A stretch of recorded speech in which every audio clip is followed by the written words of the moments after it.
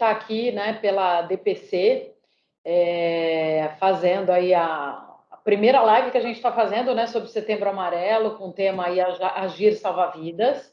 Então, queria apresentar para vocês a doutora Maria Benedita Reis, né, ela é psiquiatra e psicogeriatra também, titular pela ABP e AMB, tem formação em psicanálise pelo Instituto SEDES Sapiência, em São Paulo, pós-graduação em teoria psicanalítica pela Faculdade Pública da USP, em São Paulo, também especialista em tutoria e preceptoria, depois ela vai ter que explicar para a gente o que é isso, médica, pelo SUS, também assistente de alunos e médicos residentes de São Paulo, né?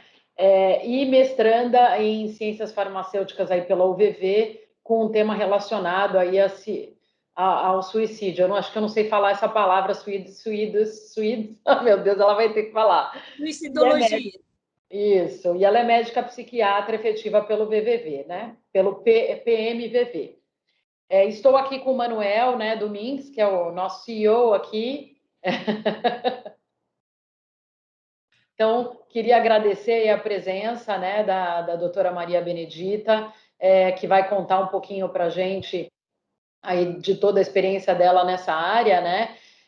E depois também nós vamos abrir aí para perguntas na nossa conversa, tá bom? Obrigada, doutora Maria Benedita. Obrigada, Sônia. Obrigada, Manuel. Obrigada pelo convite. Por que a gente falar sobre suicídio? Porque é uma das principais causas de morte no mundo atualmente. Na verdade, o suicídio ele ocorre desde sempre, né?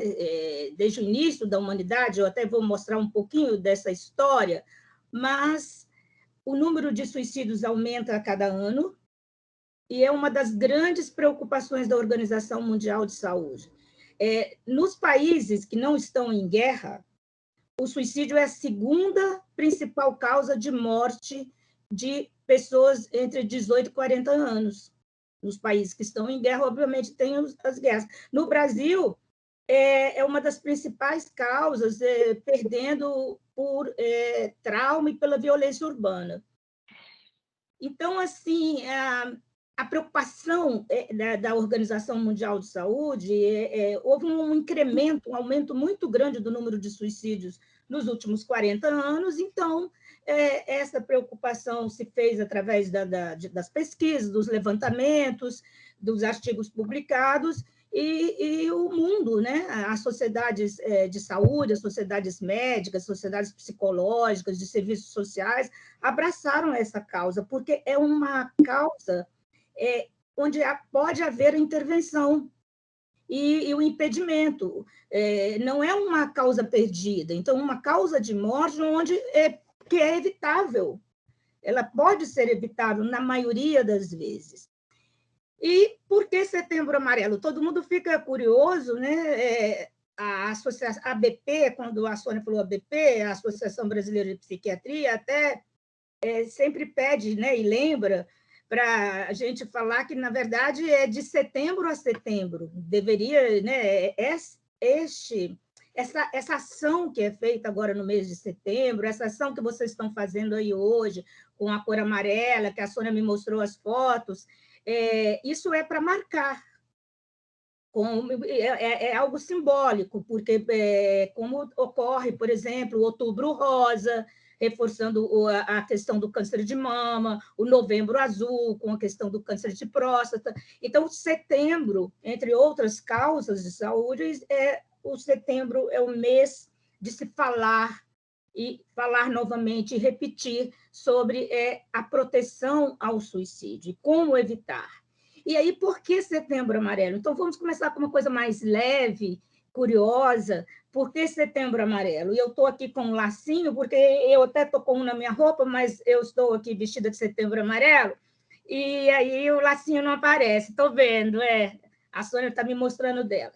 Então, no ano de 94, nos Estados Unidos, lá no Colorado, um rapaz de 17 anos, chamado Mike M., ele lá, em alguns estados, os jovens podem dirigir a partir dos 16 anos. Né? E esse rapaz tinha um Mustang amarelo.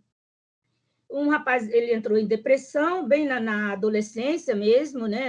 Entre 16 e 17 anos, e ele se matou dentro do carro, que é o que ele mais gostava, que ele ficava alisando aquele carro, colorindo, colorindo não, limpando, enfim, né? Quando a gente tem um carro assim novo, né? E olha que o rapaz não era sertanejo, mas ele ficava ali no Mustang amarelo. E aí ele se suicida dentro do carro, dentro do carro. E os amigos ficaram muito chocados. Ele deixou uma série de cartas, de frases sobre a tristeza que ele estava passando no último ano. Eram pensamentos depressivos, eram pensamentos de morte, e os pais não tinham entendido aquilo. E no dia lá dos rituais religiosos, uma semana depois da morte, a família distribuiu para aquelas pessoas que foram ao culto lacinhos como este e cartõezinho onde estavam as frases escritas pelo Mike. Então, a partir daí, as pessoas resgataram isso e então ficou em vários países do mundo essa relação do mês de setembro com a proteção ao suicídio. Então, o que nós temos que guardar é que o suicídio está presente em todas as classes sociais, em todas as idades, sendo uma prevalência, um número maior de suicídio entre jovens e entre idosos. São os dois polos da vida da gente, há um maior número de suicídios. Então, vamos começar, por favor, a mostrar algumas imagens? Vamos sim. Só um minutinho.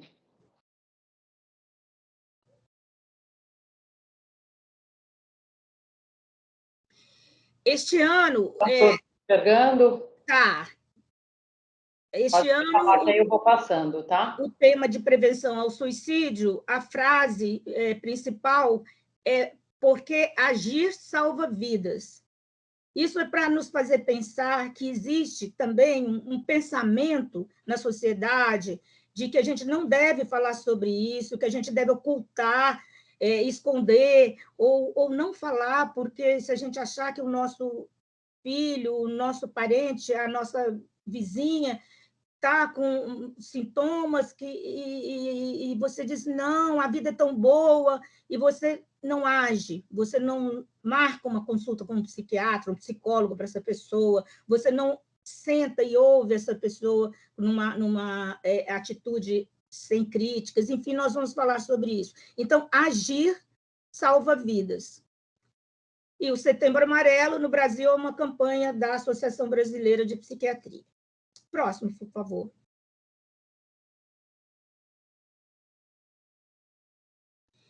No anterior, é mais as minhas atividades, né? Que eu passei a maior parte da minha vida em São Paulo. O que é preceptoria para o SUS? É treinamento de médicos residentes e de alunos do último ano de medicina. Enfim, aqui é só dizer, porque faz parte da norma médica, que eu não tenho conflitos de interesse ligado a nenhuma empresa em relação a esse tema e nenhum outro. Próximo, por favor. Próximo. Então, temos aí, pode passar, a imagem desse ano, uma delas. Outra, pode seguir. E eu escrevi aí atenção, né, no anterior. Anterior. O anterior, desculpa. Eu não sei porque ele não está indo aqui. Opa, eu quis colocar esse atenção, porque, assim, olha, 1/4 dos jovens entre 18 e 24 anos, quantos nós conhecemos? Centenas, né? Parentes, considerou seriamente o suicídio nos últimos 30 dias. Isso é uma pesquisa da OMS, Organização Mundial de Saúde, em mais de 12 países. E, então, olha, 25% dos jovens das diferentes classes sociais.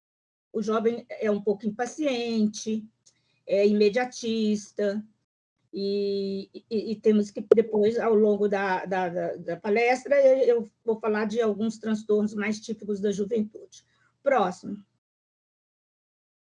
Então, hoje, né, vamos falar alguns conceitos, a abordagem histórica, né, os principais doenças psiquiátricas que levam ao suicídio, as medidas de prevenção, os fatores de risco,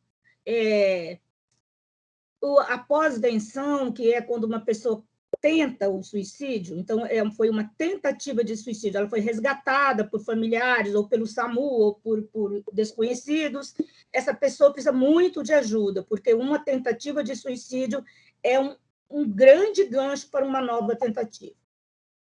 E outra situação, que ela é mais recente, essa abordagem, é a atenção aos familiares enlutados, porque fica uma marca, fica uma cicatriz entre as pessoas mais próximas daquela que tirou a vida por suicídio. Próximo. Então, o suicídio é o ato deliberado, intencional de causar a morte a si mesmo. Então, não é um acidente. Eu posso até vir a causar a minha morte acidentalmente, porque eu dirigi de maneira inadequada, ou porque eu me distraí no trânsito, ou porque eu tomei um negócio achando que era X e era Y, um veneno. Isso é acidente, acontece, acidente, né? Escorregou, caiu, mas o suicídio é a pessoa que quis tirar a própria vida, né? Ele teve a intenção de. Então, independentemente de ser por impulso, aquela sem pensar muito, pensou muito curto espaço de tempo, não aguento o meu sofrimento, agora é a chance, vai. A gente convive com os casos assim, e com aqueles que se suicidaram, a gente não tem um retorno, óbvio, mas com aqueles que tentaram, a maioria diz para a gente, eu estava com a cabeça quente, eu não faria isso outra vez. Então, assim, sempre é uma urgência prioritária para o pessoal de saúde. Suicídio não é brincadeira, não é pouca vergonha, não é falta de Deus, não é falta de fé, não é falta do pastor, do padre, de Nossa Senhora, de ninguém. É uma doença. Está ligado a um sofrimento. Ele está ligado a um sofrimento. Em 90% a 98% dos casos, tem um transtorno mental associado. Hoje em dia se fala muito também de situações sociais, pessoas passando por uma situação aguda, perde o emprego, perde a casa, perde tudo, esfacela a questão material, a pessoa não tem para onde morar, e muitas pessoas consideram se matar, e alguns se matam. E tem também questões culturais, muito, muito comuns no Japão, na China, quando a pessoa não dá conta de fazer aquilo que ele fazia antes. A gente vai falar um pouquinho sobre isso. No assunto suicídio, a gente precisa saber o que é ideação suicida, o que é ter ideias de suicídio, plano suicida e tentativa de suicídio, e depois o suicídio mesmo, que é irreversível. Suicídio é o ato irreversível. A gente não fala, fulano se suicidou 3 vezes, fulano já tentou o suicídio 3 vezes. Ideação suicida, ela é a ideia, é o pensamento suicida, é aquela coisa, vontade de morrer, vontade de sumir. Às vezes a palavra não vem morrer, vontade de sumir, vontade de largar tudo, principalmente essas ideias de sumir, de desaparecer, de acabar com tudo isso, né? Tem aquela coisa, acabar com tudo isso. O suicida, na maioria das vezes, quando a gente entrevista aquelas pessoas que tentaram, ele não queria a morte, ele quer tirar, matar o sofrimento que está dentro dele. Então, matar o sofrimento que está dentro de mim. E acaba eu indo junto, né? Porque... Então, a ideação suicida são, assim, ideias que podem passar, inclusive, na nossa cabeça, às vezes, numa situação de muito sofrimento. é muito importante que, caso ocorra conosco, que a gente fale com alguém, ou com uma pessoa amiga, uma pessoa de confiança, com um médico da unidade de saúde, do plano de saúde, com um psicólogo e, eventualmente, com um psiquiatra. O plano suicida já é um pouco mais além, a pessoa já começa a planejar, ele vai comprar uma arma, antes dele comprar uma arma, ele vai saber onde vende, aonde é que é o lugar que vende clandestinamente, por exemplo, quanto custa, ou ele vai comprar o produto que ele vai tomar, ou ele vai juntar os remédios na quantidade que ele acha que é uma quantidade letal, ou ele vai comprar a corda, enfim, ele vai abrir a internet, vai ver como é que faz, e, infelizmente, está aí. E isso é terrível. Até recentemente, coisa de um mês, tinha um livrinho no Amazon de como se suicidar, sem tradução para o português, mas no inglês facílimo para qualquer adolescente ler, e agora a Organização Mundial de Saúde conseguiu tirar esse livro da venda. Não está mais, mas ele estava até um mês atrás. Então, o plano, quando a gente pergunta aquela coisa do gato subiu no telhado. A gente pensa, você já pensou que alguma vez seria melhor você morrer? Se a pessoa diz que sim, você faria como? Porque aí ela vai contar o plano. Se ela não tem um plano estruturado, não sei, isso já é bom, porque ela não tem um plano estruturado. Mas se ela tem, eu já fiz isso, eu já fiz aquilo, eu já doei uma casa, eu já vou dar meu carro, já a coisa já escrevi cartas, enfim. Tentativa é a pessoa que tentou e o ato consumado é o suicídio em si. Por favor, a próxima.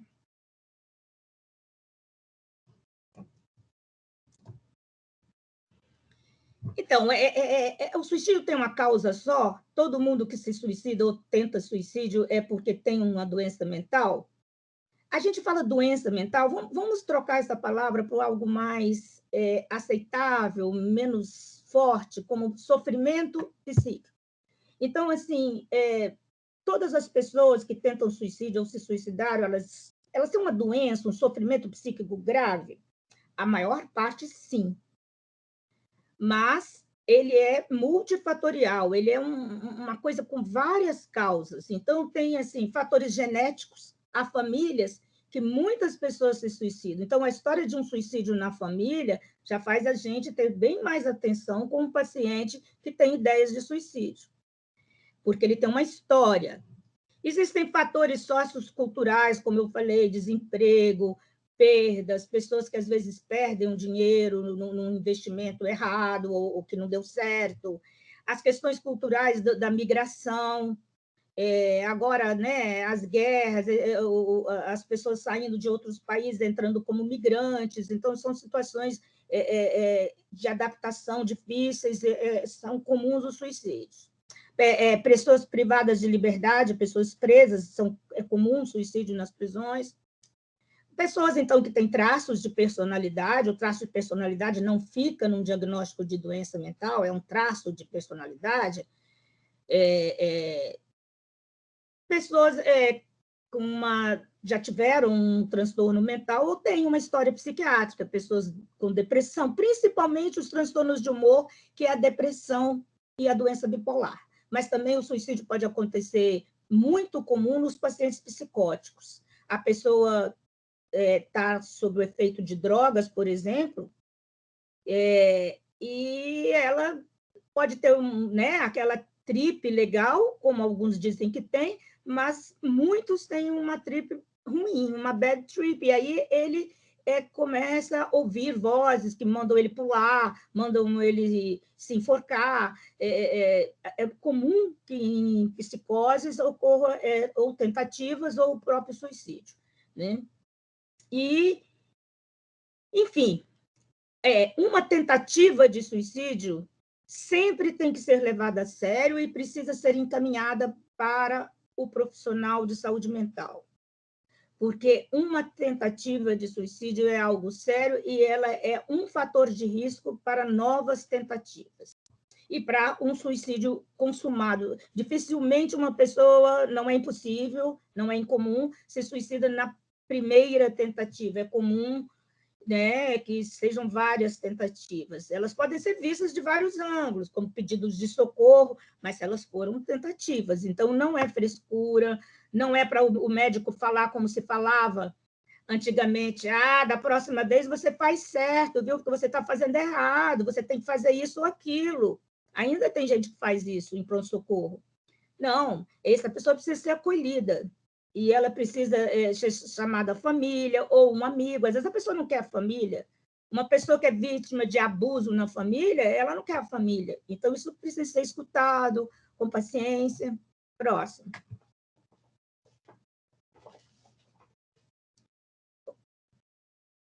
Então, o suicídio ele era visto sobre outros olhos, né? Numa outra ótica. Os povos primitivos, né, eles eram comum assim como um direito. A pessoa se matava e isso não era visto como nós vimos hoje, né? Na Idade Média já passou a ser algo pecaminoso, né? Como se fosse algo do demônio, né? E aí, a partir, né, dos tempos modernos, século XX, modernos e XXI, a associação entre suicídio e transtornos mentais é que levou a Organização Mundial de Saúde a tomar as rédeas e insistir, estimular as pesquisas e a prevenção. Porque o suicídio, nós temos que pensar assim, prevenção, né? Antigamente, algumas sociedades nômades, né, era comum os idosos se suicidarem, chegava a hora. E aí o cara não morria, aquele idoso não morria naturalmente. Imagine que vocês, que as pessoas faleciam, em geral, com menos de 50 anos naquela época, era 40, vivia 30 anos, mas enfim. Ele não morreu de velho ou por alguma doença, então ele se sentia e era um peso para aquela tribo nômade. Imagina eles ali pelo deserto, andando, carregando os velhinhos, e aí os velhinhos se matavam, e era algo como sendo assim, tinha um ritual, tinha as despedidas, era como se fosse um altruísmo, então aquele cara era do bem, ele sabia que ele não queria dar trabalho, ele não queria se tornar um peso para o povo dele. Na época greco-romana, já era encarado como uma coisa natural e até heróica. Próximo.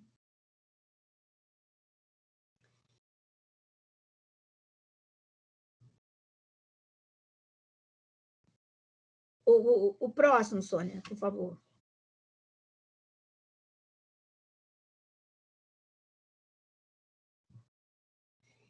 E já agora, a partir dos anos 90, né? E vocês veem lá agora, eu mesma me lembrei do Mike, em 94, né? O rapazinho americano, o suicídio passou a ser considerado um problema de saúde pública, dado o número de pessoas. Atualmente, está entre 800 mil a 1 milhão de pessoas se suicidam por ano no mundo. A cada 4 segundos, uma pessoa se mata.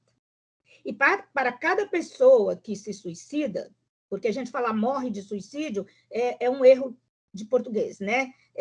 Morrer de suicídio. Para cada pessoa que se suicida, existem 10 a 20 tentativas. Então, olha o número de tentativas. Então, a partir de recentemente, de 30 anos, nos últimos 30 anos, o suicídio então passou a ser considerado um assunto de saúde pública. A Organização Mundial de Saúde passou a divulgar a cada 2 anos as estatísticas e começou a se engajar nas estratégias de prevenção. E aí continuamos. Próximo. Próximo. Então, é a segunda principal causa de morte entre as pessoas com idade entre 15 e 29 anos. E também é uma das principais causas de morte em pessoas com mais de 70 anos. Nas casas de repouso, que hoje chama ILPI, o termo, Instituição de Longa Permanência do Idoso, é muito comum haver o suicídio. homens cometem mais suicídio do que as mulheres. Isso aqui são números. A estatística põe na planilha, a planilha nos mostra. Homens cometem suicídio mais que as mulheres. Mas as mulheres tentam muito mais que os homens. Os homens, por natureza, são mais impulsivos. E realmente cometem mais suicídio. Homens ainda manuseiam mais armas de fogo do que mulheres, mas isso vem mudando. Homens também mexem mais na lavoura, inclusive com agrotóxicos, que são produtos que as pessoas usam para se suicidar, principalmente no interior do Brasil, mais do que mulheres. E as mulheres ainda ficam mais em casa e elas tentam mais usando métodos menos agressivos. E também as mulheres, elas procuram mais a atenção em saúde do que os homens. Então, elas falam mais, elas se abrem mais e elas acabam conseguindo se poupar mais. E aí, é aquilo que eu já tinha falado, né, que mais ou menos entre 90% e 95% das pessoas que suicidam, que se matam, elas têm uma doença mental, e a principal doença mental entre os deprimidos, entre os suicidas, é a depressão. Então, depressão é um assunto sério, depressão não é frescura, não é falta de Deus, não é preguiça. Ela pode até ter algumas coisas dessas junto, mas ela não é isso, e não é por isso. E depressão é uma doença, precisa ser tratada com medicação e com psicoterapia. A ingestão de pesticidas, o enforcamento e as armas de fogo são os métodos mais utilizados pelas pessoas. Aqui na região que eu moro no Espírito Santo, e eu moro em Vila Velha, que é uma cidade do lado de Vitória. E tem uma ponte, tem 3 pontes que ligam Vila Velha a Vitória, mas uma delas, a mais bonita, a mais conhecida, existe uma média de 5 suicídios por semana. Por semana. Esse é o meu trabalho. Eu estou fazendo levantamento dos últimos 20 anos. A ponte tem 16 anos. É uma média, quer dizer, 5 por semana, ficaram só 2 dias que não teve. Tem dia que tem 2. É muito. E Natal também tem uma ponte grande. Ocorre muito suicídio na cidade de Natal, lá no Rio Grande do Norte. Quando a Golden Gate não era fechada, lá em São Francisco, na Califórnia, as pessoas se suicidavam muito na Golden Gate. Aí, depois que fizeram o fechamento lateral, desapareceu. Mas sempre o suicida vai procurar algum lugar. Um morro da cidade, as pessoas que trabalham na lavoura, enforcamento em árvores, nem todo mundo tem acesso, enforcamento em cortinas. Infelizmente, às vezes, as coisas estão muito próximas da gente. Então, é um objetivo internacional redução das mortes por suicídio, porque é algo que nós podemos reduzir. E muitas pessoas tentam suicídio e elas não chegam aos serviços de saúde. 1 em cada 3 chegou para um socorro. As outras, às vezes, a família não fica nem sabendo, ou se fica sabendo, ela fica em casa, não é levada ao profissional de saúde. E, hoje em dia, no Brasil, por lei, o médico que atende alguém que tentou suicídio, ele precisa fazer a notificação compulsória. Do mesmo jeito que a gente tem que fazer para meningite, que tem que fazer para dengue, que tem que fazer para coronavírus, quando positiva, a gente tem que fazer para tentativa de suicídio. O próximo, por favor. Então, repetindo, né, fatores de risco, a tentativa prévia e a presença de doença mental, de transtorno mental, são os 2 principais fatores de risco. Próximo. Falar, assim, de alguns mitos, tá? comuns sobre o suicídio, mitos que ainda são presentes, inclusive na classe médica. Se um profissional perguntar ao paciente sobre o suicídio, o profissional estaria dando ideia ou sugestão para aquela pessoa. Então, ele atende uma pessoa muito deprimida, e aí, se ele pergunta sobre o suicídio, ele poderia estar dando uma sugestão para ela se suicidar. Isso é um mito. Pergunte e pergunte sempre. Quando eu estudei, a gente não deveria perguntar. Hoje, não.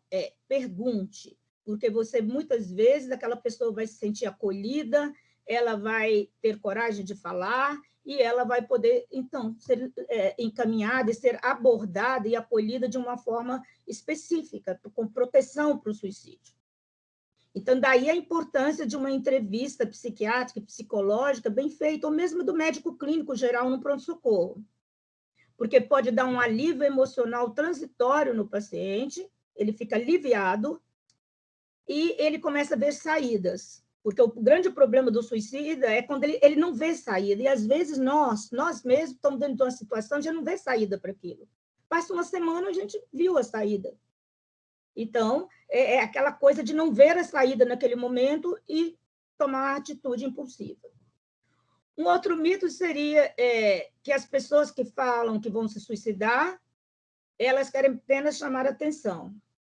A gente tem que ter cuidado, porque, ao contrário do que se pensa, quando uma pessoa fala numa ideação suicida, ou numa intenção, ou num plano, ele deve ser levado a sério.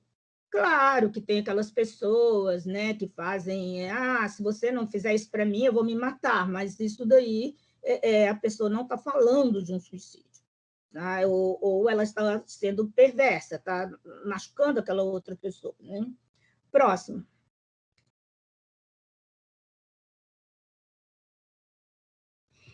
Um mito, que o suicídio é sempre impulsivo e acontece sem aviso.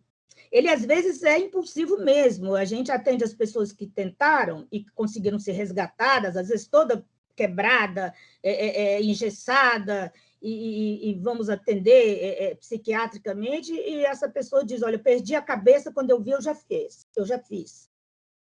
Há uns anos atrás, teve uma corrida. Todo ano tem uma corrida de uma determinada empresa aqui no estado, e todo mundo tem que comprar o kit ou ganhar o kit, enfim, as pessoas inscritas, e com a camisa daquela empresa, e ganham a água, o lanche, etc., e vai fazer uma corrida bem legal, que atravessa a ponte é fechada para carros, e naquele período. Então, havia uma família, e um rapaz, já de 30 e poucos anos, casado, ele estava o pai, a mãe, o sogro, só tinha adultos. E ele, sem mais nem menos, as pessoas dizem que ele falou tchau, pai, e ele pulou. Quer dizer, tudo indica, pelo histórico que a família informa, que ele não tinha esses planos, ele aparentava estar saudável. Ele devia estar com uma pressão muito grande, parece que sim, mas não foi algo muito planejado. Ou foi, né? Porque também não sabemos exatamente. Mas, enfim, é falso. A maioria dos casos acontece de modo premeditado. Então, a maioria não é impulsiva, a maioria é premeditado. E as pessoas dão aviso. Essas cartas que as pessoas escrevem de despedida, a doação de bens que as pessoas consideram importantes, né? Bens materiais. Agora, a impulsividade exagerada, né? Extrema, ela é mais comum em adolescentes, com sofrimento psíquico, é mais comum nas pessoas que fazem uso abusivo do álcool e de estimulantes, como cocaína, e pessoas com transtornos de personalidade e pessoas que têm o transtorno bipolar, que existem as fases da bipolaridade, e uma das fases é de bastante impulsividade. Outro mito, indivíduos suicidas querem mesmo morrer, estão decididos a matar-se. Também falso. A maioria das pessoas nessa situação, elas assim ficam em dúvida. Por isso que também é comum, não é incomum, não é que seja comum, não é incomum a gente passar pela ponte e ter alguém pendurado lá em cima. E tem a equipe de resgate treinada, eles ficam ali no chão, sentados com a pessoa, fazendo. Quando a gente vê isso, eu fico até mais aliviada, porque existe uma dúvida, existe uma escuta daquela pessoa que está sofrendo. Então, a pessoa fica muito ambivalente, ela quer e não quer, ela quer e não quer, porque nós sabemos, ela quer matar o sofrimento dentro dela, vamos sempre pensar nisso. Tem um sofrimento muito grande e ela precisa acabar com aquilo. O próximo, por favor, Sônia.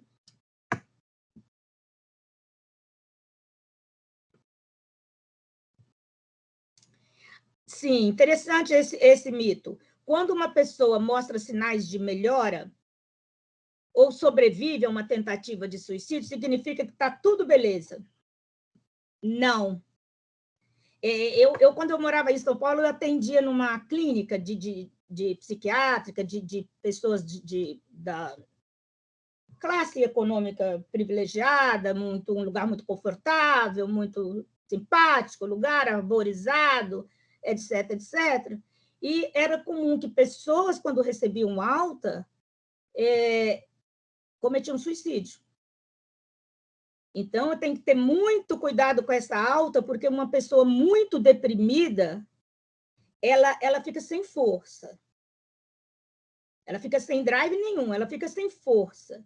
E aí, na medida que ela é internada e ela vai recebendo os medicamentos, fica 2 meses internada, ela ganha uma força, e se não for trabalhado o sofrimento dela, ela aproveita essa força, aquele upgrade que ela ganhou com o início da medicação antidepressiva, e ela realiza o ato. Por isso que também muitos medicamentos para depressão foram relacionados na imprensa e pelas indústrias, uma indústria querendo destruir a outra, tal remédio causa suicídio. Qualquer medicamento no início da melhora da depressão, ou até o cuidado, se não fosse com medicamento, uma psicoterapia várias vezes por semana, por exemplo, a gente tem que ter cuidado que a melhora da depressão pode levar ao suicídio. Então, esse paciente precisa ser acolhido, ser escutado, e o profissional tem que estar muito próximo. É um dos períodos, a alta é um dos períodos mais perigosos, na primeira semana e no primeiro mês. E o suicídio é sempre hereditário? Não, questãozinha de prova, sempre não. Casos na família fazem aumentar o risco para suicídio. O próximo, por favor.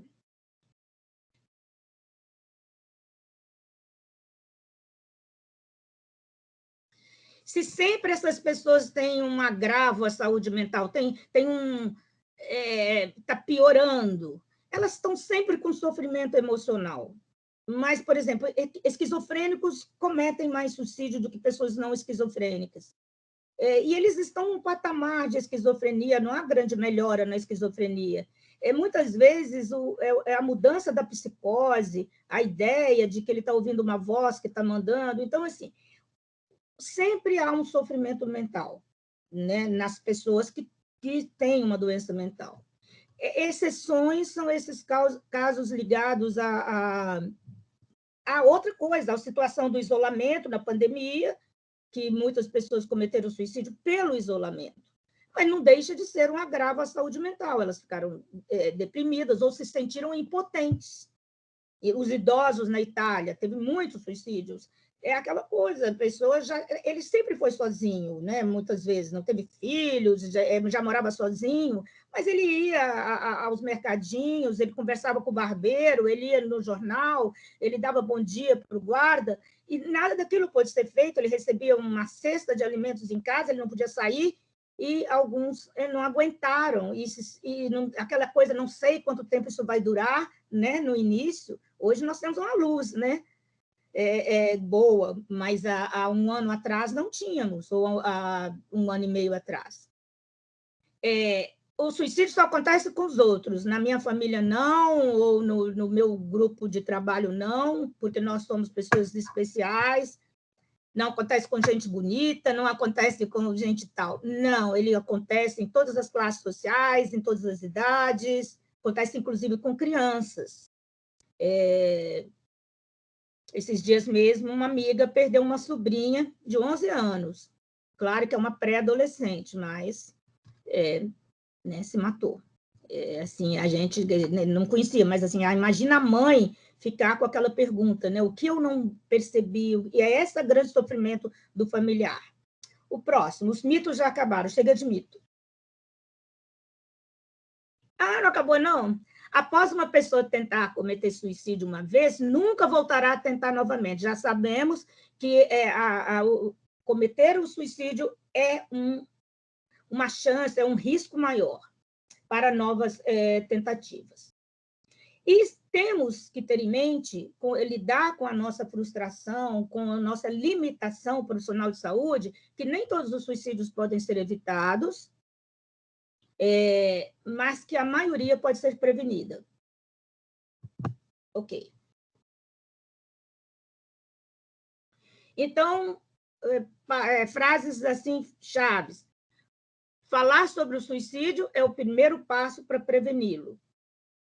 Conversar sobre o suicídio ainda é um tabu, mas, ao contrário do que se pensa, perguntar sobre se cortar, sobre autoagressão, sobre ideias de suicídio, não vai provocar esses atos.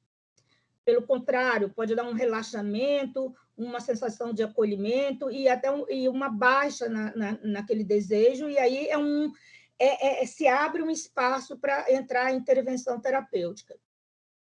É muito importante falar direta e abertamente sobre a ideação suicida e sobre os fatores de risco de proteção.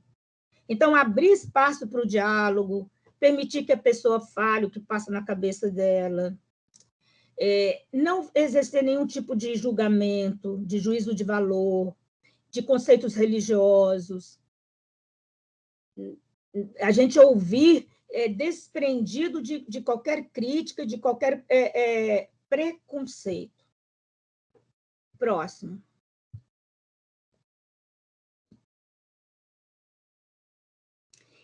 Essas frases são muito ditas, às vezes a gente ouve assim por pessoas, né, bem próximas, né, podemos ouvir, né? Eu ouço no consultório, mas, né, são frases que não estão dizendo eu vou cometer suicídio. A frase é eu ando pensando besteira. Acho que a minha família ficaria melhor se eu não estivesse aqui. A pessoa se sente um peso, isso a gente ouve muito em dependentes químicos, que dão muito trabalho à família, que dão gastos. Eu sou um peso para os outros, uma pessoa que está com uma baixa autoestima, estou com pensamentos ruins, era melhor se eu estivesse morto, eu não aguento mais. Às vezes as pessoas assim, teve um acidente, né? Por exemplo, esse acidente de avião que teve lá em São Paulo, a pessoa sem mais nem menos fala para você, você viu aquele acidente de avião? Eu podia estar num acidente assim. Tanta pessoa morreu de Covid e eu aqui. Eu já ouvi isso, assim, né? No consultório. As coisas não vão dar certo, não vejo saída.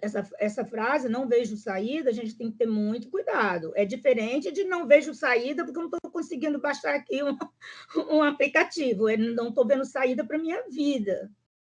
Né? Eu preferi estar morto, né? Então, são equivalentes de eu quero me matar. Próximo, Sônia, por favor.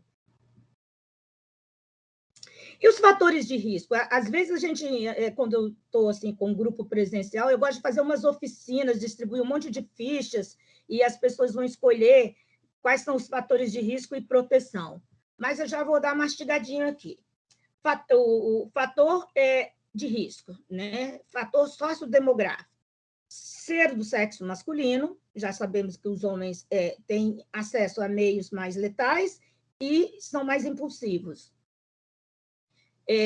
Pessoas jovens, né, adultos jovens, e idosos. A gente pode até abaixar essa idade aí, né, para entre 17 anos e os idosos.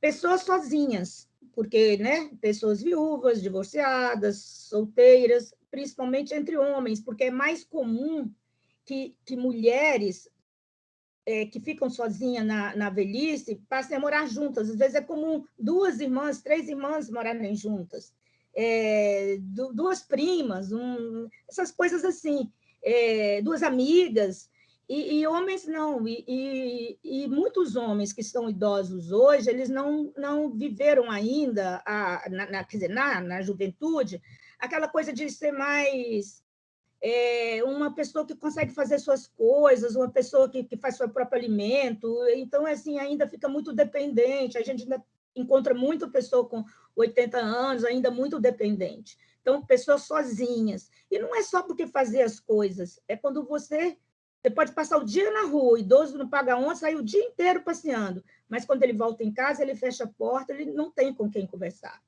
né? E não é só o idoso. Se a gente não entende que aquilo foi uma escolha ou que é um período da vida. Suicídios também ocorrem muito em situações que foram um desejo da pessoa, intercâmbio. Jovens que vão fazer intercâmbio e vão para uma casa que eles não aceitam os limites. Assim, temos alguns casos, não são poucos, de jovens brasileiros que vão para Israel ou que vão para alguns outros lugares do mundo e que tentam suicídio.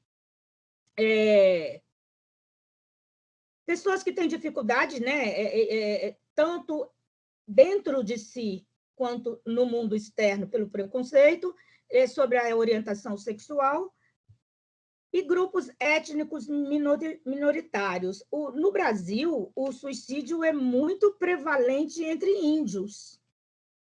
Há um número absurdo de suicídios entre os indígenas, e muitas tribos estão desaparecendo, muitas etnias estão desaparecendo.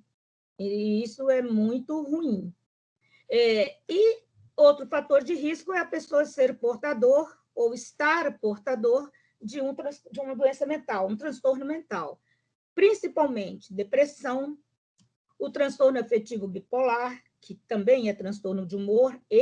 A depressão e o bipolar são chamados transtornos de humor.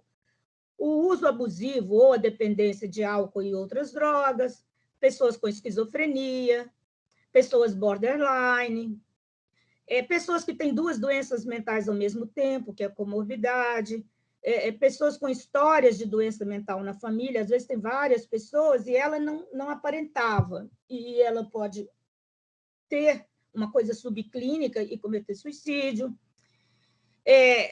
A falta de tratamento, o abandono do tratamento. Na pandemia houve um número muito grande de abandono de tratamento.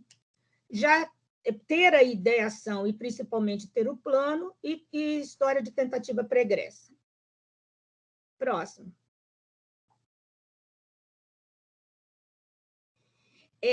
Outros fatores, que seriam fatores psicossociais, história de abuso físico ou sexual, né? Então, tanto o abuso sexual quanto o abuso físico, ou quanto o abuso social, pessoas em condições análogas à de escravidão, instabilidade familiar, o isolamento social, que nós vimos na pandemia, acontecimento estressante, muito estressante, aquela coisa impactante na vida de alguém, um sequestro de um familiar, ou então uma situação como, vamos botar uma coisa concreta, assim, como aconteceu em Brumadinho, por exemplo, a cidade, né, aquela catástrofe, né, uma situação de violência doméstica, ansiedade intensa, baixa autoestima, perda, separação dos pais, uma situação de ausência de apoio social, uma perda afetiva recente, aposentadoria, pessoas que não conseguiram se preparar no sentido de pensar que ela iria extrair uma boa qualidade de vida, então ela se sente assim, sem utilidade, absolutamente sem utilidade. esses 2 Ds são fundamental. São os 2 Ds do suicídio: desesperança e desamparo. Então, quantas vezes, às vezes, no pronto-socorro São Paulo, era período assim, muito próximo de Ano Novo, muito próximo de Natal, principalmente as antevésperas e as vésperas, o número de tentativas aumenta muito de suicídio. E aí eu, às vezes, perguntava, mas eu quero ter alta, eu quero ter alta. Se você sair, o que você vai fazer? Ah, não, eu vou para a casa da minha mãe, eu vou para a casa dos meus amigos. Agora, quando a pessoa diz, eu não sei para onde vou, não sei se eu vou lá para a pensão que eu estava, não sei se eu vou para não sei aonde, a gente nem dava alta, porque é uma desesperança, é uma falta, até repetir desesperança ali, é um desamparo que deixa a pessoa numa vulnerabilidade que ela não vê saída. Algumas situações de extrema vergonha, de humilhação, né? E pessoas também que têm assim, uma pouca flexibilidade para enfrentar adversidades. Há pessoas com uma rigidez muito extrema e elas não conseguem lidar minimamente, né? Porque nenhum de nós tem uma plena flexibilidade ou resiliência, mas assim não consegue lidar minimamente com as dificuldades, com as adversidades, e muitas vezes elas tentam suicídio por não ver saída para aquilo que ocorreu ou está ocorrendo. Elas não conseguem mudar, né? E se adaptar a uma nova realidade. Próximo. E dentro dos fatores de risco, a facilidade aos meios letais, armas de fogo, venenos, etc. Doenças físicas incapacitantes, doenças estigmatizantes, doenças assim, tanto uma esquizofrenia, que eu tenho um estigma grande, quanto, por exemplo, tumores de face, aquelas pessoas deformadas, e aquilo, a pessoa, ninguém quer chegar perto dela, ou então que tem uma lesão, que tem um cheiro muito ruim, ou que a dor é fortíssima, mesmo tomando morfina, então é comum essas pessoas cometerem suicídio.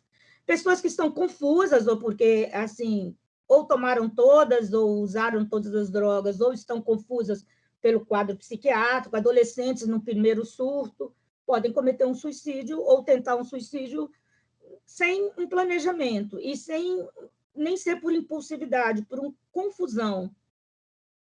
A falta de adesão ao tratamento, né?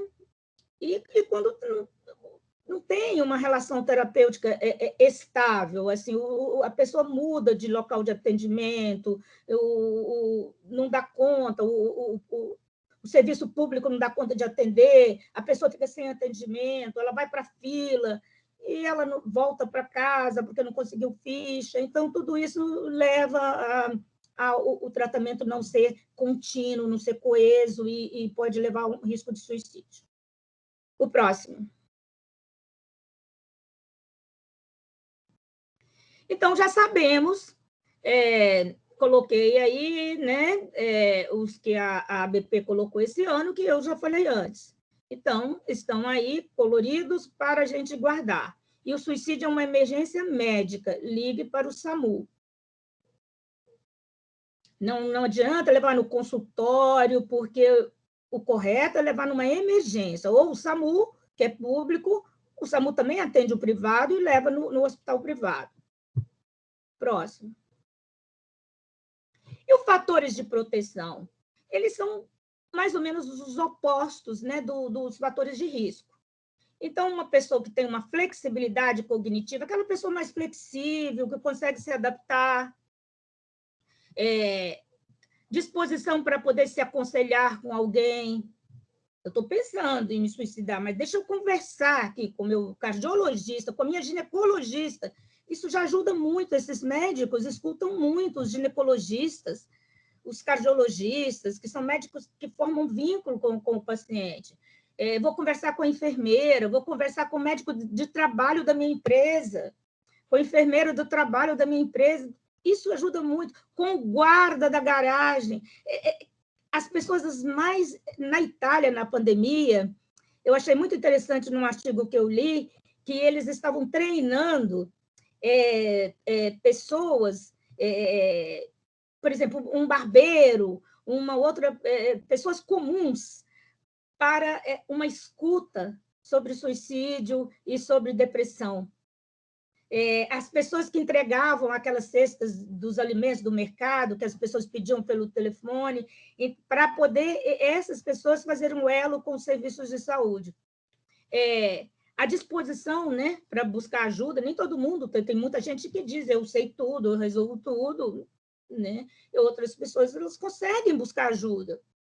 A abertura para ouvir a experiência do outro, para aceitar o que o outro está falando, a habilidade para se comunicar, a habilidade para solucionar problema, né? Um bom relacionamento interpessoal na família, senso de responsabilidade com a família, assim, pessoas que têm criança, quantas vezes a gente fala, mas olha, se você fizer isso, como é que vai ficar esses 3 fofinhos aqui? Porque a gente vai pelas bordas, né? Você tem filho? Tenho. Aí a pessoa vai, sem mais nem menos, fala assim, olha eles aqui, que bonitinho, te mostra a foto. Aí você fala, opa, vou enganchar nisso. Mas e aí, quem é que vai cuidar? Pensa bem, não sei o quê. Ou então fala para uma senhora, olha como a senhora é importante, a senhora cuida dos seus netos. Então, assim, a gente começa a tentar mostrar a importância que essa pessoa não está dando nenhuma a ela, né? E apoio da família. Então, essa situação são situações de proteção. Próximo.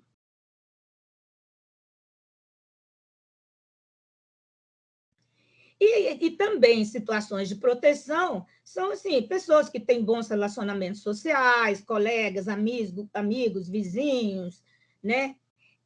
Pessoas que têm assim, conseguem entender as normas socialmente compartilhadas, aceitam, estão inseridos assim, na cultura, não são pessoas muito broncas, aí, porque se a gente não aceita as normas de um determinado lugar, a gente não consegue se mudar para aquele lugar, né? E aí a gente fica sempre o de fora, aquele que é o de fora, né? A prática de uma religião / espiritualidade, não precisa ter religião, eu não preciso ser evangélico, eu não preciso ser católico, eu não preciso ser budista ou ser de outra religião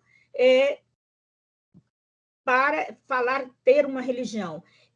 Uma pessoa espiritualizada, uma pessoa que crê, uma pessoa que tem fé, ela tem proteção. Assim, é fator de proteção, não é que ela esteja protegida por uma divindade.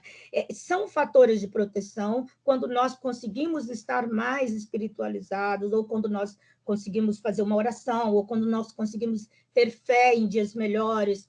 Pessoas que praticam outras práticas coletivas, né, além das religiosas, que é esporte, atividades culturais, artísticas, aquele idoso que a gente fala, não, senhora, a senhora precisa voltar lá para a aula de dança de salão, a senhora precisa voltar para o bordado, porque a pessoa está deprimida, tem 6 meses que não vai, então vai, porque isso é muito importante.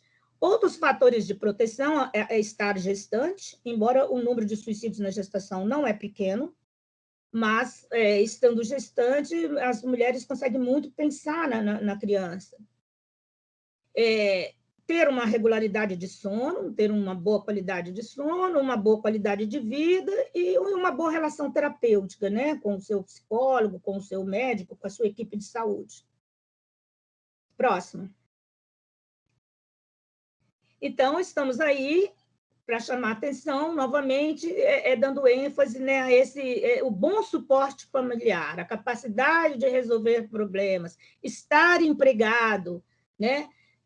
Ter uma frequência de atividades religiosas, ter crianças em casa, isso são fatores de proteção. Próximo. E assim, é muito comum a ambivalência, as pessoas terem dentro delas não só fatores de proteção, tem os dois, tem os fatores de risco e tem os fatores de proteção. Na escuta, a gente vai medindo e vai vendo o que está predominando e vai puxando os fatores de proteção. E vai tentando enfraquecer na cabeça dele os fatores de risco. Então, várias medidas nós podemos fazer. Né? Aumentar o contato com familiares e amigos, se precisar, a gente solicitar, chamar, falar com uma pessoa, um parente. A pessoa precisa buscar o tratamento adequado, me envolver nessas atividades religiosas, entendo que não estar exatamente dentro de uma igreja. Descobrir uma atividade que seja prazerosa e reduzir o uso de álcool e outras drogas. Próximo.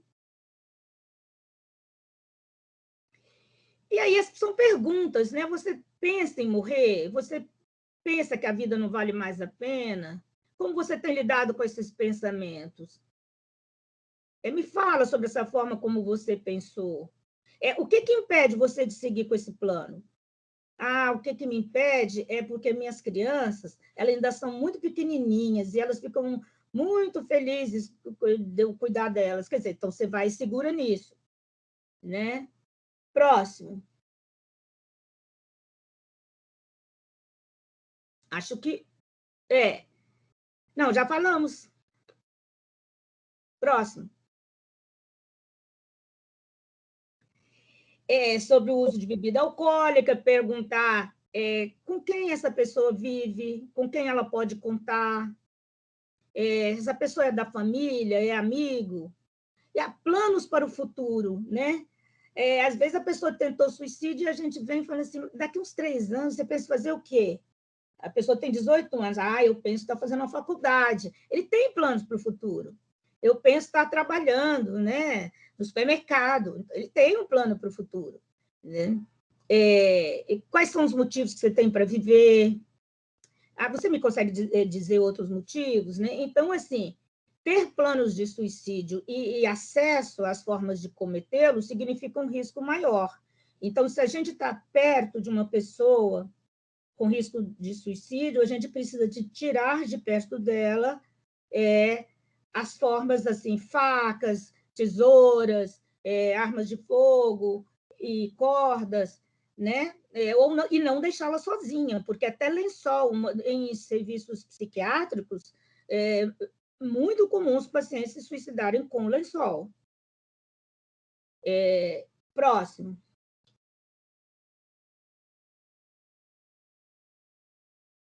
Pode passar.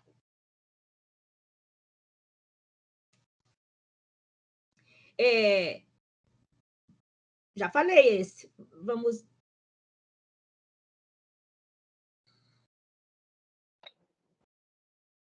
Está correto? Ele está na pós-venção. Não, agora sim. Agora é pós-venção. Então, o que é pós-venção? Esse nome, assim, que é uma palavra neologismo, nem existe na língua portuguesa, mas está sendo tão falado. É um ato, né, adequado e de ajuda, né, que deve acontecer após o suicídio, no caso, com os familiares, né? Porque os familiares de um suicida também são chamados, tecnicamente, de sobreviventes de um suicídio. Então, essa frase, sobrevivente de suicídio, essa expressão, confunde, porque aquela pessoa que tentou o suicídio, ele é sobrevivente de uma tentativa. E eu vou fazer com ele também uma pós-venção, cuidar dele para ele não tentar outra vez. Agora, dentro da pós-venção, o sobrevivente do suicídio são os familiares, né? Os amigos. Às vezes, o amigo é muito mais família do que a família. Então, é muito importante cuidar dessas pessoas. Então, existe já na psicologia atualmente as ações voltadas para pós-venção. Inclusive, em São Paulo tem o Instituto Vitaleri, que é todo ligado aos cuidados com os familiares de suicídio e com a prevenção do suicídio. Então, sobreviventes de suicídio são todas as pessoas afetadas por um suicídio. Pais, filhos, irmãos, familiares, amigos, enfim, todas essas pessoas. E aí, eu não sei se essa é a última, eu queria só falar, não precisa voltar a imagem. Vamos terminar aqui, eu falo depois. Os objetivos da pós-venção, então, é trazer um alívio àquele sofrimento imediato, prevenir uma reação muito forte no luto, porque muitas vezes é comum que uma mãe se suicide porque o filho se suicidou. tamanho é a dor que esgarça dentro dela e ela pode fazer isso. Promover a resistência a esse enfrentamento dos sobreviventes, né? E o que o Schneiderman fala, o Schneiderman é o principal suicidólogo do mundo, né? Ele já morreu, mas, enfim, foi um grande estudioso, a pessoa que começou essa causa, que a morte de uma pessoa não é somente um fim, ela também é um começo para os sobreviventes. E o que se vê algumas pessoas, hoje mesmo eu estava ouvindo entrevistas na CBN, enquanto eu me dirigia para o meu serviço, para o consultório, o Instituto Vitaleri fez um filme, um documentário, e familiares de pessoas suicidas estão dando os mesmos depoimentos do filme, estão dando ao repórter, e eles são hoje assim, pessoas que estão elevando essa causa. Então, alguns conseguem viver o seu luto com a bandeira de diminuir o suicídio nas outras famílias. Então, eles se tornam, pelo menos assim, mais potentes e conseguem elaborar o sofrimento e não ficar paralisado pelo sofrimento. E eu acho que eu saltei das imagens, um dos slides, mas não importa, não precisa voltar, que é uma questão ligada ao falar sobre o suicídio, se a mídia deve falar ou se não deve falar. Porque até bem pouco tempo atrás, questão de uns 3, 5 anos, não fale. Principalmente se for de uma pessoa famosa.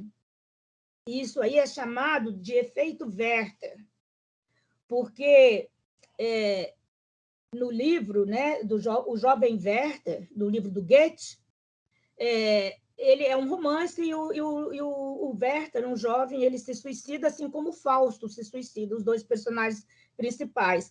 Mas o Jovem Werther, ele se suicidou em repetição, repetindo a ação do outro, em espelhamento à ação do outro. Então, existe um risco muito grande. Quando o Kurt Cobain se suicidou, há coisa de uns 20 anos atrás, houve um número enorme de suicídios ao redor do mundo. Então, se uma figura comum aos normais se suicida, porque às vezes é muito comum o ano passado ou atrasado, houve um número grande de atores mais velhos que se suicidaram, um número assim, uns 3. Mas isso não são pessoas que causem tanto efeito sobre os jovens ou sobre a massa, né, no Brasil. Mas assim, se fosse um grande artista popular, tem que ter muito cuidado, porque pode levar a chamado efeito Werther, que é aquela pessoa que estava na dúvida, então ela vê que aquela pessoa fez, ela faz também. Então, é por isso que a mídia tem que ter muito cuidado e por norma atual, quando fala sobre um suicídio, normalmente diz que a pessoa foi encontrada morta. Quando fala que foi suicídio mesmo, diz que, em caso, se você está pensando nisso, procure o CVV, procure o psicólogo, procure o psiquiatra. Então, eles colocam como agora normatização maneiras de ajuda. Então, eu queria falar isso. E aí eu acho que a gente termina. Ok? Eu agradeço o convite. Parei aqui a apresentação. Obrigada, Benê.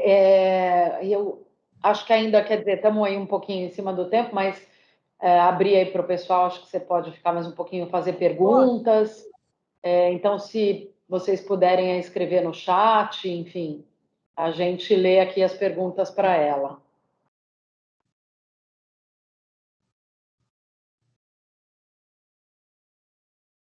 Não sei se tem alguma... Vou ver aí se o pessoal, mas vou pegar uma... tem alguém que escreveu aqui já alguma coisa. Né? É só um teste, tá bom. Então, vou fazer uma aqui, que seria qual é a melhor forma de abordar, né, e tratar uma pessoa que, eventualmente, tem falado um pouco dessas expressões que você trouxe, né, de não ver mais sentido na vida, ou um colega de trabalho, ou uma pessoa que a gente conheça? Qual é a melhor forma de abordar isso, na sua opinião, e pela sua experiência aí? Diante do contato com uma pessoa que chega até você com essa fala, digamos assim, ou com essa informação, seria escutá-la, pedir que ela confie em você e que você seja uma pessoa confiável para ela, não vai fazer rádio corredor, né? Se colocar como alguém confiável, escutá-la, ouvir e no que ouve, enquanto ouve, pensar, ficar ali filtrando os fatores de risco que aquela pessoa, né, ela mora sozinha, às vezes você nem sabe que seu colega mora sozinho, ele está endividado, ou ele acabou de se separar, né, a mulher ou o marido ficou com a criança, levou para não sei aonde, aquela pessoa está sozinha, ou a pessoa de outro estado. Era comum médicos residentes, o suicídio entre médicos é grande, se suicidarem, principalmente de outros estados. Então, assim, os orientais também são muito rigorosos e, às vezes... Mas a pessoa, como você pergunta, Sônia, escutar, se a pessoa vai dando chance, você pode ir perguntando, você vai pela borda e você vai perguntando, né, há quanto tempo ela sente aquilo, se há muito tempo, 2 anos, 3 anos, se ela já fez tratamento com psicólogo, e aí você se propõe a ajudá-la. Olha, eu vou ver, eu não conheço um psicólogo, mas eu vou ver para você. Posso ver? Posso ver, você não sei o quê, qual é o seu plano de saúde? Olha, eu vou ligar, eu posso conversar com uma pessoa de confiança, eu não vou dizer que é você. E aí você vai. Agora, se é uma pessoa da sua família, você diz, olha, eu quero te ajudar, eu vou te levar, eu vou com você, eu não preciso entrar se você não quiser. Isso tem tratamento. Nunca dizer isso é bobagem, isso é coisa de adolescente, isso é frescura, isso é falta de serviço. Tá. Pessoal, o áudio está liberado. Acho que o Manuel queria dar uma palavrinha. Não, eu só queria... Deixa eu botar aqui. Eu apareço, não? Não. Ainda não. Ué, Ele só liberou o áudio, Sônia, ele não tinha liberado. agora, acho que agora liberou. Sim. Estou aparecendo aí, é para a doutora Benedita ver como eu sou um garotão bonito e tal, com a autoestima lá em cima. Então, isso já é um fator de proteção e tanto, né? Apesar de ser um vascaíno sofredor e Oh, tal. meu Deus, fator de risco. Isso é um fator de... Mas vai melhorar, sempre tem a esperança. Eu não queria fazer pergunta, doutora Ben, só queria agradecer a senhora essa palestra esclarecedora. É um tema dificílimo, é um tema realmente muito complicado, que ninguém quer falar, né? As pessoas, e tem uma pessoa especialista que nem a senhora, foi muito, acho que eu vejo que as pessoas se interessaram em escutar e que realmente essa pandemia também veio agravar ainda mais esse problema e que a senhora deve saber que nós temos cidades aí no mundo que são terríveis. Berlim é um índice altíssimo de suicídios, né? Várias cidades aí que tem pelo mundo são conhecidas pela quantidade. Mas o meu não era pergunta, é só agradecer a sua ajuda aí, a sua contribuição aqui para a nossa turma, tá bom? Tá bom. Eu agradeço também pelo convite, a oportunidade de falar sobre isso, né? Pelo menos semear aí a sementinha aí da ideia. E vou mostrar também meu lacinho amarelo aqui no crachá. Oh. Obrigada, Manuel. Tem uma pergunta aqui. Da Fernanda. Existe algum número de contato de emergência para caso de suicídio ou para ajudar essas pessoas nessa situação, que quando identificar, né? Olha, existe o CVV, que é 188 no Brasil todo, e a ligação é gratuita desde o ano passado, desde 2019. Antes você cobrava, né? Então o cara gastava o celular. Hoje o crédito, não, ligação gratuita para o CVV. Para a pessoa que está pensando nisso, o CVV não trata, não indica tratamento, mas ele escuta. E as pessoas são treinadas. Até hoje eu estava ouvindo essa entrevista, quer dizer, eu já sabia, mas assim, estou fresquinha no assunto. São 16 semanas de treinamento, e depois ele fica como supervisor, são atividades voluntárias, não remuneradas, né? E é um trabalho muito interessante no país inteiro. Já esse ano, o CVV está fazendo 60 anos. Existem as unidades de saúde públicas que têm, em geral, um serviço com ou assistente social ou psicólogo, ou os dois. O médico de saúde da família, estou falando em termos de serviço público. As pessoas que têm plano de saúde, elas ligam para, no caso, se você está com um familiar, um conhecido, o seu vizinho do prédio, você vai ligar para o SAMU vir buscar essa pessoa. Tá, perfeito. Mas se a pessoa está falando muito, muito nisso, você vai ligar também para o SAMU, vai conversar com o profissional que faz a triagem do SAMU, e esse profissional vai indicar um serviço psiquiátrico que tem plantão para essa pessoa ser atendida, mesmo que seja de noite ou domingo, nas principais cidades do país tem. Tá ótimo. Tá bom, Marcelo Lima quer fazer uma pergunta. Primeiramente, parabéns, Tamari, pela live, também parabéns aí pela iniciativa da Sônia, do RH também, de fazer esse evento. A minha pergunta, não sei se a senhora vai ter a resposta, mas para esses casos das pessoas que são depressivas e muitas das vezes tentam suicídio, e são coisas repetidas, né? Nem sempre fica num único momento. Existe realmente um tratamento e uma cura para que isso não se repita, isso não aconteça? Os estudos demonstram alguma coisa com relação a isso? Como você bem falou, a resposta é difícil, né? Provavelmente eu não tenho essa resposta, porque não existe uma pessoa que tenta suicídio repetidamente, às vezes já tentou várias vezes, em geral, ela é portadora de um transtorno bipolar. E ela pode ser tratada com mudanças de medicação. Hoje, existem duas abordagens novas. Uma tem que ser feita em clínicas, só tem em cidades grandes, assim, Rio, São Paulo, né? Aqui em Vitória não tem, nem em Belo Horizonte, eu acho. Rio, São Paulo, eu sei que tem, Ribeirão, é o uso da cetamina. Antes, é um negócio derivado de um antigo anestésico, depois ficou como anestésico de cavalo, e eles foram manipulando no laboratório a molécula, e esse remédio, chamado cetamina ou esketamine, ele é dado nasal, e ele melhora, diminui em 90% aquele impulso suicida, ou aquela ideia suicida que esteja assim, muito forte. Agora, ele não é nenhuma droga da felicidade, ele não vai, você deu uma cheirada naquilo e você vai sair aí, não é um negócio nem é droga de festa, nem aquela droga da felicidade, e nem gera esse prazer. É como se ele fosse no cérebro e desmoronasse aquela reação química que levou à ideia. Tá? Então, o cara vai ficar aí dormindo, ele vai, né?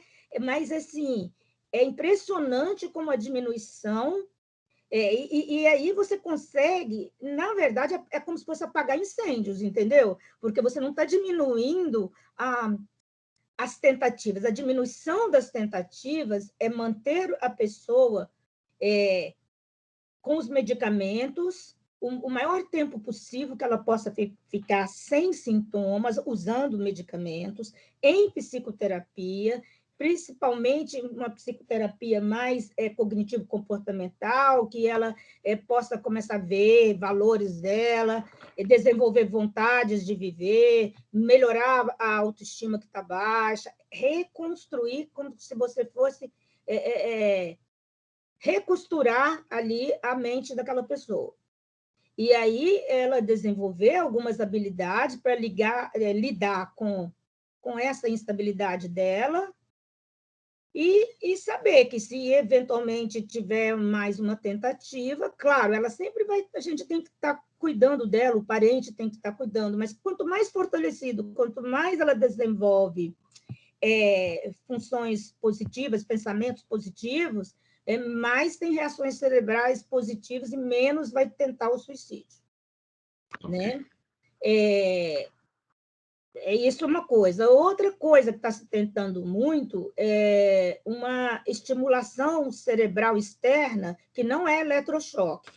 São uns aparelhos, tipo um capacete, que melhora os sintomas de bipolaridade. É um tratamento caro para a população em geral, nenhum plano está cobrindo ainda, mas, assim, coisa de R$1.000 a sessão, tem que fazer umas 20, mas, assim, melhora muito a depressão. Aquela pessoa que ela não está na cama, porque, em geral, quantos amigos da gente, olha, eu não quero sair, eu só fico deitado, eu só fico encolhido, parece que eu estou gripado. E eu tinha uma amiga que dizia assim, eu não tenho vontade de ficar na cama, eu tenho vontade de ficar debaixo da cama. Ela me dizia, eu tenho vontade de ficar debaixo da cama. Então, assim, você consegue tirar essa pessoa de debaixo da cama, de cima da cama, e fazer ele trabalhar com depressão ainda, mas começar a ver alguns... Não é algo tão garantido, não todos. Agora, as pessoas, mesmo com esses 2 novos tratamentos, elas precisam de psicoterapia de apoio e, de preferência, cognitivo-comportamental. E reconstruir vínculos, né? Porque tem pessoas que são muito chatas, muitas vezes elas acabam desfazendo os vínculos delas, então elas têm que reconstruir vínculos, aprender que ela destrói os vínculos, é um aprendizado. Sempre será uma pessoa um pouco mais de risco, mas hoje em dia, e para grávida, os medicamentos não podem ser usados, e a tentativa de suicídio em grávida ainda é o eletroconvulsoterapia, que melhora, assim, é como tirasse da ideia da pessoa a vontade de se matar. Ok, obrigado. Obrigada. Tem só mais uma pergunta e a gente encerrar para não tomar também mais o tempo aí do pessoal. Algumas pessoas têm dificuldade, eu estou lendo aqui a questão, tá? Em se expressar, o Fábio que fez essa pergunta, né? Em se expressar ou vergonha de falar que estão passando por problemas. Nesse caso, quais seriam os indícios de mudança de comportamento que pode vir a indicar que a pessoa precisa de uma ajuda? Então, acho que a resposta está na pergunta. Mudança de comportamento. A gente conhece aquela pessoa e a gente, né, por exemplo, a pessoa é uma pessoa extrovertida e ela passa a ficar uma pessoa, né, mais parada, essa pessoa não vai a evento nenhum, nem da empresa, nem da família, um isolamento, ela tem, na hora do intervalo, na hora do café, essa pessoa está sempre isolada, essa pessoa não brinca, às vezes você faz uma brincadeira, você percebe. Então, sempre é a mudança de comportamento, do mesmo jeito que uma pessoa que é uma pessoa calma, que é uma pessoa tranquila, que é uma pessoa está sempre ali de boa, se essa pessoa começa a falar demais, ficar muito agitada, vestir roupas diferentes, imagina uma pessoa que veste roupas adequadas para o trabalho, vocês imaginem a Sônia chegando amanhã com uma mini saia preta, uma meia vermelha, uma roupa com brilho às 8 horas da manhã. Você fala, gente, alguma coisa tem. Não está bem. Essa pessoa não está bem. Então, é muito comum as mulheres irem para o trabalho com roupas ou maquiagens inadequadas. Isso aí é mania, é o quadro da agitação do transtorno bipolar.